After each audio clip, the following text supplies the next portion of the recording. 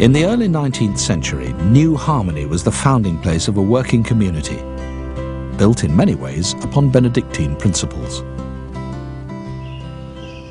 2 centuries later, each year in early spring, it's the setting for a week-long Benedictine experience and remains a special place. Like Canterbury, there is a spirit of giving, of idealism, of people that gave their utmost here. That's in the air, without hope of gain. And we don't aspire to be holy, remember that. We're reaching.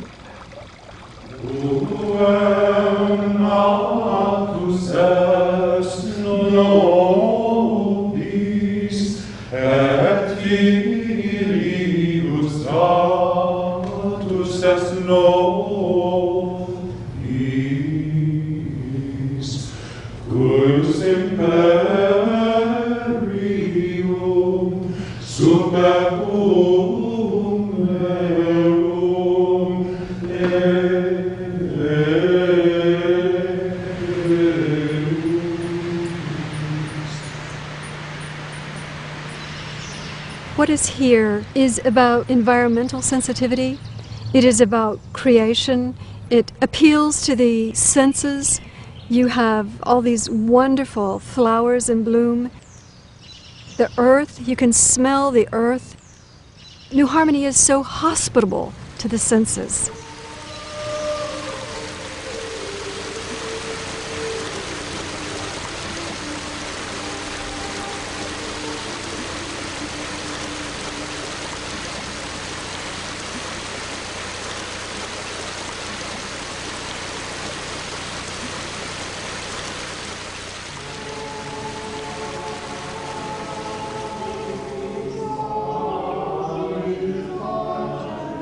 Celebrating evensong in the calm of a warm evening connects us to the natural world all around.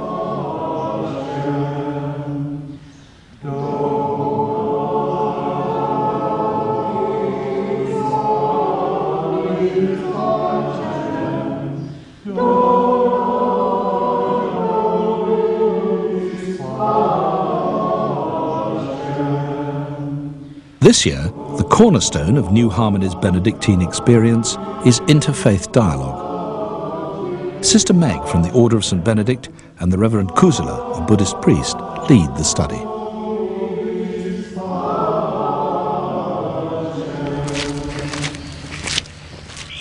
I think the purpose of interreligious dialogue is to add clarity and community. Community comes with inviting the other. Clarity comes because the other, in this case Buddhism, is shining a new light on the Benedictine experience. We've been using the book Benedict's Dharma, and Benedict's Dharma came about when 4 Buddhists did commentary on the rule of St. Benedict.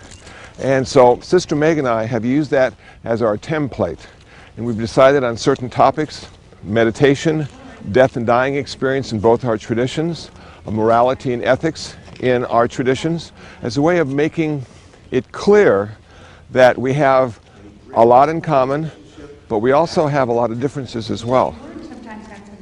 And we don't need to make those differences the same. What I think we need to do rather is to honor the differences and come together in the unity. Learning about Buddhism from a very contemporary Buddhist gives you an opportunity to delve more fully into incredible possibilities. It's hard to be afraid of death. You know, I've seen hard deaths, and we all have. But wow, when you see somebody just taken like that, and she saw someone. Quietly and gently, the discussion moves deeper into experiences of death and dying. And then we would chant. We would chant from the early Buddhist text. And those chants, those sutras, are the teachings of the Buddha. And we would be reminding the dying person of the Buddha's words. And then we would tell the dying person that they have to turn away from everyone they love.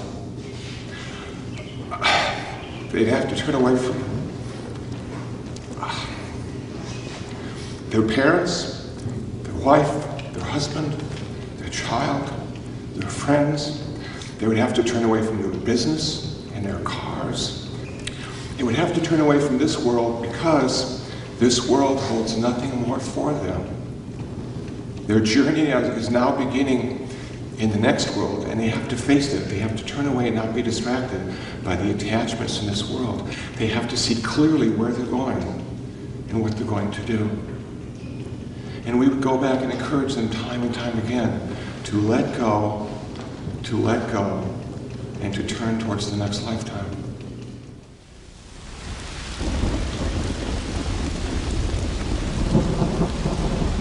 It's the most important thing that you ever do in your life, to me, is to ponder ultimate questions and to do it intellectually, but then also to have the peace where we just sit and we sing and we sit in silence. Well, that's another important way of informing yourself.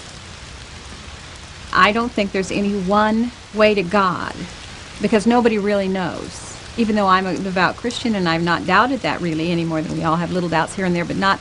I'm a Christian and I love my faith and I love Jesus and all of that. But I think that the studies of the East, it's been helpful. It's been very helpful in just sorting out what you think and giving you opportunities to feel different things than you might feel in this or that setting. You know, just a different portal. The Benedictine experience is just more opportunity to let your own self find ways.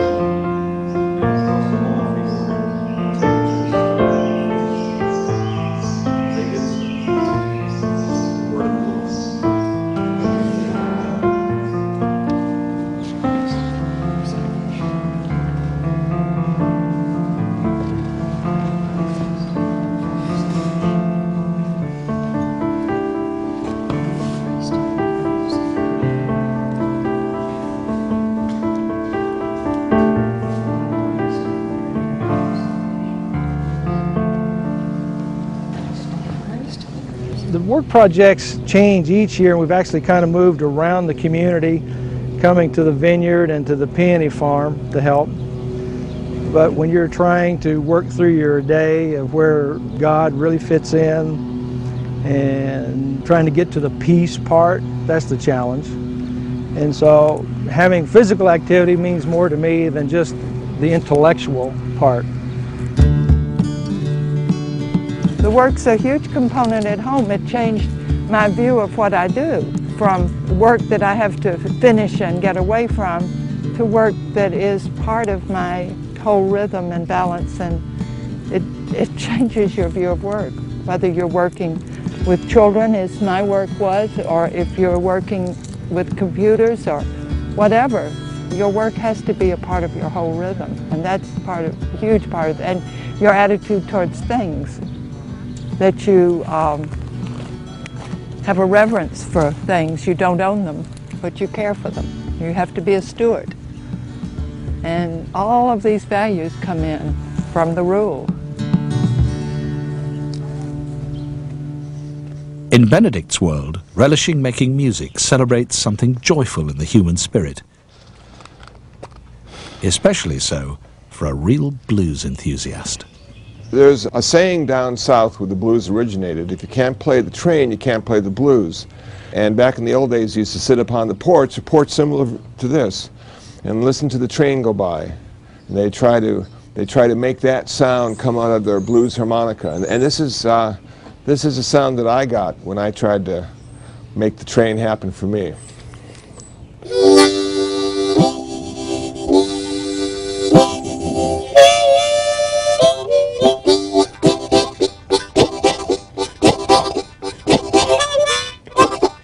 One wise man once said, the blues ain't nothing but a good man feeling bad.